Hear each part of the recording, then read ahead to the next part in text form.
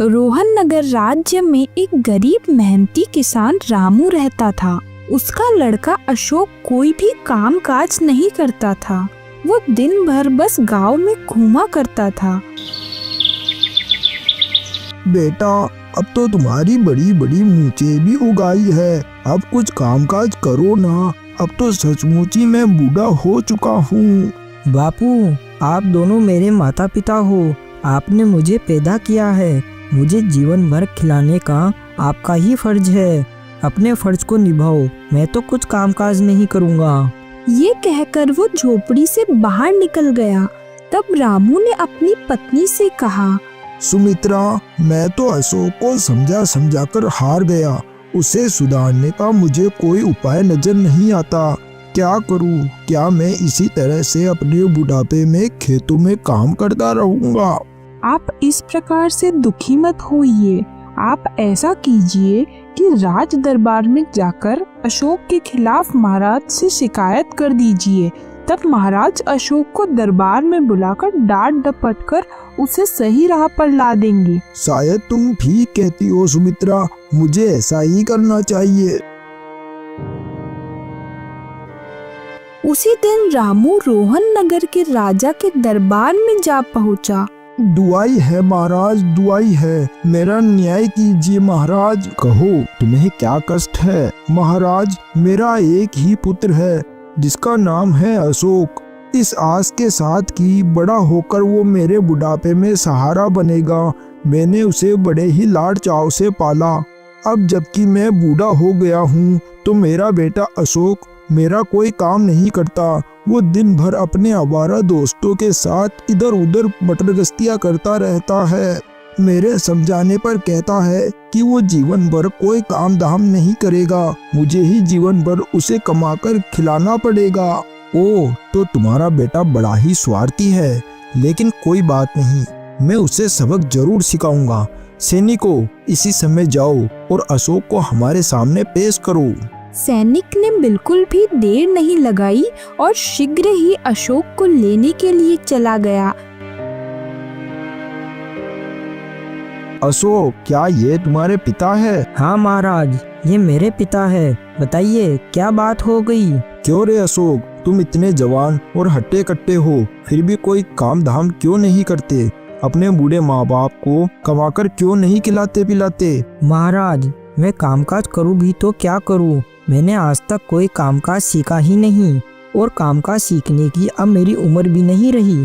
अशोक, ऐसा कहते हुए तुम्हें शर्म नहीं आती? तुम जो कुछ मर्जी करो, चाहे चोरी करो या डाका डालो, ये तुम्हारी मर्जी है, परंतु तुम्हें अपने बूढ़े माँ बाप को खिलाना पिलाना ही पड़ेगा। खबरदार, अब फिर से मुझे तुम्हारे खिलाफ कोई शिकायत सुनने को मिली तो मैं तुम्हें बख्शूंगा नहीं। अशोक ने हैरान होते हुए कहा, महाराज, आप मुझे चोरी करने की सलाह दे रहे हैं? अरे मूर्ख, तेरे बस का तो वो काम भी नहीं है। चोरी करने में भी दिमाग का प्रयोग करना पड़ता है और मेहनत लगानी पड़ती है। तुम जैसे निठल्ले और कामचोरों के बस का तो ये काम भी नहीं है। ऐसे पुत्र का पिता होने से तो अच्छा है कि आदमी बिना पुत्र के ही रहे। अशोक, तुम मानव जीवन पर एक कलंक हो। महाराज की ये बात सुनकर अशोक को मन ही मन बहुत गुस्सा आया और वो सोचने लगा, ओह, भरे दरबार में मेरा इतना अपमान। ये राजा अपने आप को समझता क्या है?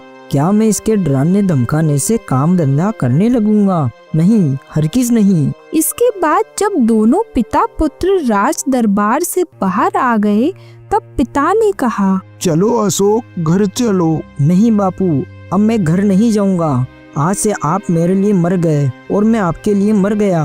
अशोक, ये तुम क्या कह रहे हो? ठीक कहता हूँ पिताजी। भरे दरबार में आपने मुझे अपमानित करवाया। अब तो आपके कलेजे को ठंडक पड़ गई होगी। अब मैं कोई काम धाम करूँ या ना करूँ, परंतु मैं आपके पास नहीं आऊँगा, ये बात पक्की है।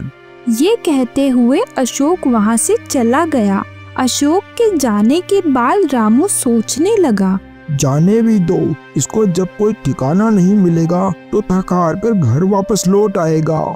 इधर अशोक नगर से बाहर निकलकर एक जंगल की ओर बढ़ने लगा। चलते चलते शाम हो चुकी थी और अंधेरा छाने लगा। रात मुझे इसी जंगल में बितानी पड़ेगी, लेकिन अगर मैं यहाँ नीचे रहा तो मुझे कोई जंगली जानवर खा जाएगा। मैं ऐसा करता हूँ कि किसी पेड़ के ऊपर जाकर बैठ जाता हूँ। ऐसा कहकर अशोक एक पेड़ के ऊपर चढ़कर बैठ गया। आधी रात बीत चुकी थी और अशोक पेड़ की डाल पर बैठा हुआ सुस्ता रहा था कि तभी उसे किसी आदमी के बोलने की आवाज सुनाई दी। अशोक ने पेड़ से नीचे झांका तो उसे एक आदमी दिखाई देता है और उसके सामने हीरे सोने की अशर्फियां और मोतियों से भरी हुई एक थैली खुली पड़ी थी। वो अपनी इस दौलत को देखते हुए कह रहा था, अरे वाह भगवान, आज तो आपने मुझ पर बड़ी ही कृपा की और चोरी में मुझे इतना माल हाथ लग गया। पेड़ पर बैठा हुआ अशोक ये समझ गया कि अवश्य ही ये कोई चोर है जो अपना चोरी का माल लेकर यहाँ पर आ गया है। खास इतनी दौलत मेरे पास भी होती तो आज मुझे ऐसे दिन नहीं देखने पड़ते। अशोक इन्हीं सोच विचार में डूब गया और उसका संतुलन अचानक खराब हो गया और वो फिसल कर पेड़ के नीचे आ गिरा। अरे कौन हो और इतनी रात को इस पेड़ पर क्यों बैठे थे? मेरा नाम अशोक है और मैं घर से रूठ कर निकला हूँ। आखिर ऐसी क्या बात हो गई जो तुम इतनी रात को जंगल में पेड़ के ऊपर आ बैठे हो? तब अशोक ने उस चोर को अपने विषय में विस्तार पूर्वक बताया। सारी बात जानकर वो चोर मन ही मन में सोचने लगा, ये लड़का हट्टा कट्टा है, क्यों ना इसे चोरी के धंधे में शामिल कर लूं। अशोक, मेरा नाम सुरेश चोर है। क्या तुम चोरी का काम सीखना चाहते हो? हाँ अशोक, चोरी का काम करके तुम जल्दी ही ढेर सारी दौलत के मालिक बन सकते हो और फिर चोर बनकर ही तुम राजा शमशेर सिंह से अपने अपमान का बदला भी ले सकते हो। बात तो आप ठीक कहते हो, मुझे आपकी ये बात मंजूर है। तो चलो मेरे साथ, मेरा घर नीलवन के जंगल में है, हम वहीं चलकर रहेंगे। फिर वो दोनों सुरेश के घर की ओर निकल पड़े। जल्दी ही वो दोनों उसके घर पहुंच गए। अशोक, आज से मैं तुम्हें अपना शिष्य स्वीकार करता हूँ और अपने सारे चोरी के गुण तुम्हें सिखाऊंगा। मैं भी आज से आपको अपना गुरु मानता हूँ और वचन देता हूँ कि मन लगाकर चोरी के गुण सीखूंगा। मुझे तुमसे यही उम्मीद थी। शाबाश अशोक। उधर अशोक के माता पिता अशोक के लिए बहुत ही परेशान हो रहे थे। खास मैं महाराज के पास नहीं जाता और मैंने अशोक की बेइज्जती नहीं करवाई होती तो वो आज हमारे पास होता। पता नहीं वो भूखा प्यासा कहाँ भटक रहा होगा। फिर सुबह होने पर चोर अशोक को चोरी करने के नए नए तरीके सिखा रहा था। अशोक, मैंने आज तुम्हें सिखाया कि किस प्रकार चोरी करने के लिए बड़ी बड़ी इमारतों पर रस्सा डालकर अंदर पहुंचा जाता है। 1 महीने के अंदर अंदर सुरेश चोर ने अशोक को चोरी करने के सारे गुण सिखा दिए। अशोक ने सुरेश चोर के साथ मिलकर कई जगह पर चोरियां की और वो एक के बाद एक कई चोरियां करता गया। अब वो एक शातिर चोर बन चुका था। फिर एक दिन अशोक ने अपने गुरु से कहा, गुरु, मैं रोहन नगर के राजा शमशेर सिंह के खजाने में चोरी करना चाहता हूँ। ये तुम क्या कह रहे हो अशोक? मैं ठीक कहता हूँ गुरु। शमशेर सिंह ने भरे दरबार में मेरी हंसी उड़ाते हुए कहा था कि मैं कोई काम काज नहीं कर सकता, यहाँ तक कि चोरी भी नहीं कर सकता। आज मैं उसको दिखाना चाहता हूँ कि मैं कितना बड़ा और कितना शातिर चोर बन गया हूँ। ठीक है, जैसी तुम्हारी इच्छा। फिर उसी रात को गुरु और चेला दोनों ने राजा के खजाने पर हाथ साफ कर दिया। जाते जाते अशोक ने राजा के खजाने में एक चिट्ठी छोड़ दी। महाराज, गजब हो गया, गजब हो गया। अपना राज खजाना पूरा चोरी हो गया और वहाँ चोरों ने एक चिट्ठी छोड़ी है। फिर राजा चिट्ठी लेकर उसे पढ़ने लगता है और उसमें लिखा था, राजा शमशेर सिंह, याद करो एक दिन आपने भरे दरबार में मुझे अपमानित किया था कि मैं चोरी करने के योग्य भी नहीं हूँ। आज आप खोलकर अच्छी तरह से देख लो, मैंने आपका खजाना चोरी कर लिया। चिट्ठी पढ़कर राजा कहने लगा, ओ, तो ये उस अशोक का काम है जिसके पिता कुछ दिनों पहले दरबार में उसके खिलाफ शिकायत लेकर आए थे। सैनिकों, रामू किसान के घर जाकर अशोक को पकड़कर लेकर आओ। सैनिक बिना समय गवाए रामू किसान की झोपड़ी पर गया। रामू, तुम्हारा बेटा अशोक कहाँ पर है? वो तो कई महीनों से घर नहीं आया। झूठ बोलते हो तुम दोनों। चोरी के मामले के साथ तुमने ही उसे झोपड़ी में छुपा रखा है।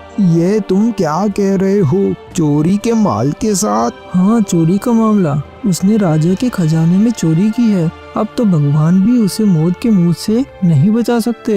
हो मेरे मालिक, इसका मतलब कि मेरा बेटा अशोक चोर बन गया है। सैनिक ने जब अशोक को झोपड़ी में नहीं पाया तो वह अशोक की जगह पर उसके माता पिता को पकड़कर राजमहल में ले गया। ये क्या है? अशोक की जगह पर तुम इन्हें क्यों उठा लाए? महाराज, अशोक वहाँ पर नहीं था।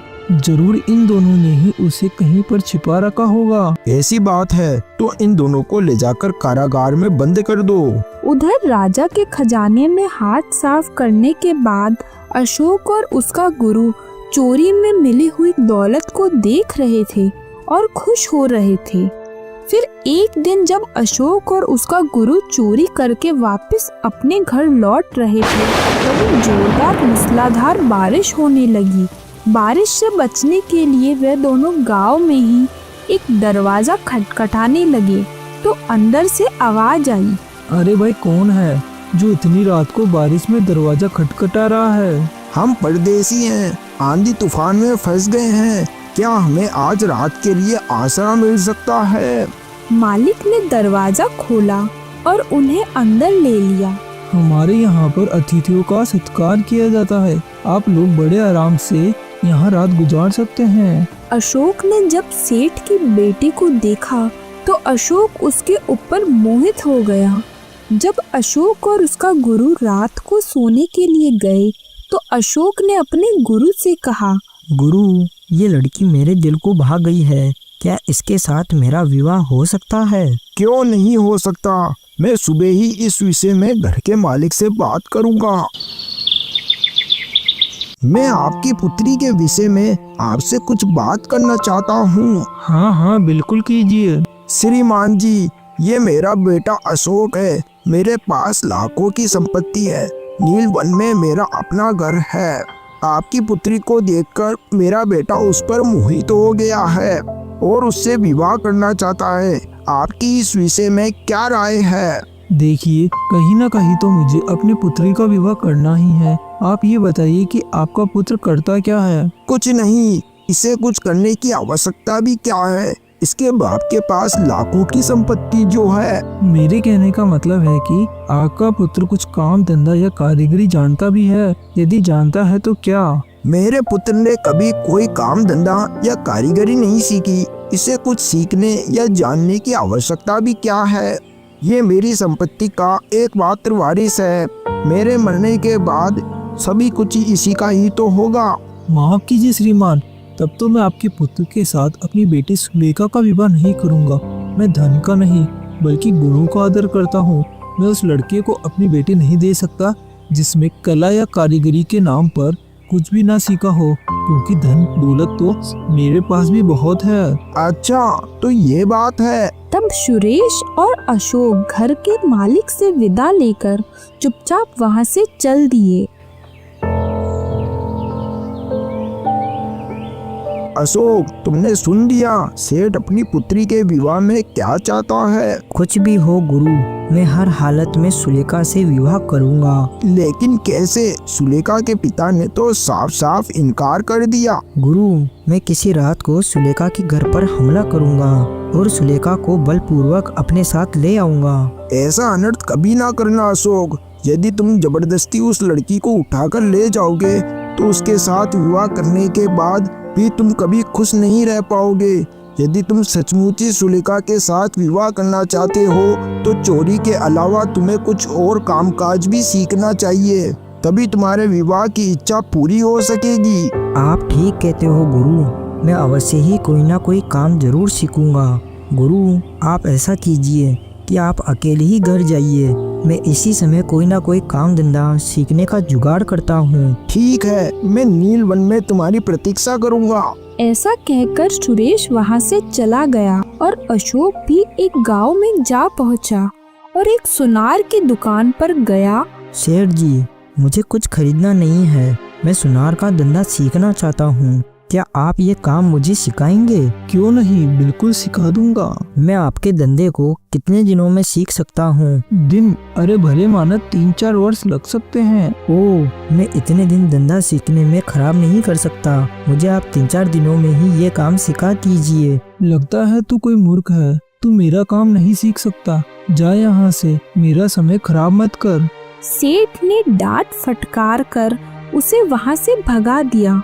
अशोक बहुत ही कम दिनों में कोई न कोई कामकाज या कारीगरी सीख लेना चाहता था, पर काम सीखने के सिलसिले में वह जहाँ जहाँ भी गया, हर कोई उससे यही कहता कि किसी भी काम को सीखने के लिए लंबा समय चाहिए।